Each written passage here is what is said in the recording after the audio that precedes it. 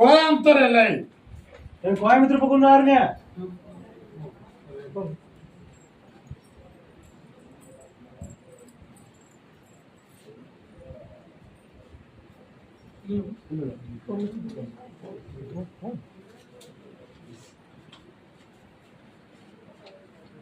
அப்படியா? சரி.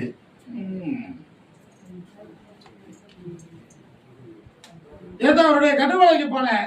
சரியா? இப்ப அந்த எல்லையில உனக்கு மண்ணு வேணுமா மனை வேணுமா? இடம் வேணுமா வீடு வேணுமா? வீடு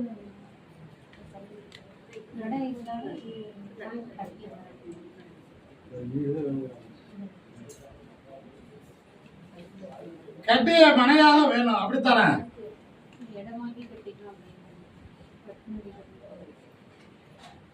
அதுதான் இடம் வேணுமா மனை வேணுமான்னு கேட்டேன்.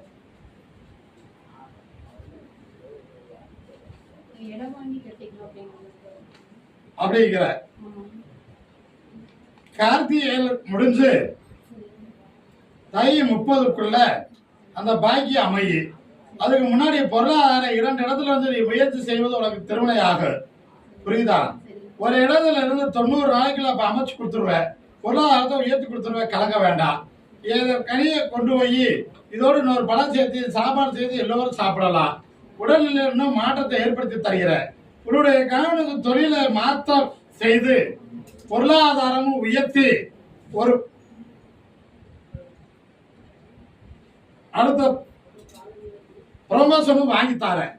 ஜெயித்து கொடுக்கற கவலைப்பட வேணாம். வேற என்ன கேக்குற? இந்த கறியை கொண்டு இதோட இன்னொரு பழம் சேர்த்து சாப்பாடு சேர்த்து சாப்பிட சொல்லு. என் விபதியை தண்ணியில போட்டு 5 நாளைக்கு குடிக்க சொல்லு. புரியுதா? இன்னும் 2 முறை என்னை வந்து பார்க்க வரணும். பூர்ணமா குணப்படுத்தி கொடுத்துறேன். மாற்றத்தை ஏற்படுத்தி தர கலங்க வேணாம். இதை கொண்டு போய் பூஜாரையில் வைத்து என்னை நினைத்து கும்பிடு. பொருளாதாரம் உயரும். அதுதான் சொல்லி இருக்கிற. அந்த பழத்தை சாப்பாடு செய்து சாப்பிட சொல்லி அதை சாப்பிட்டாலே மாறிடுவேன்.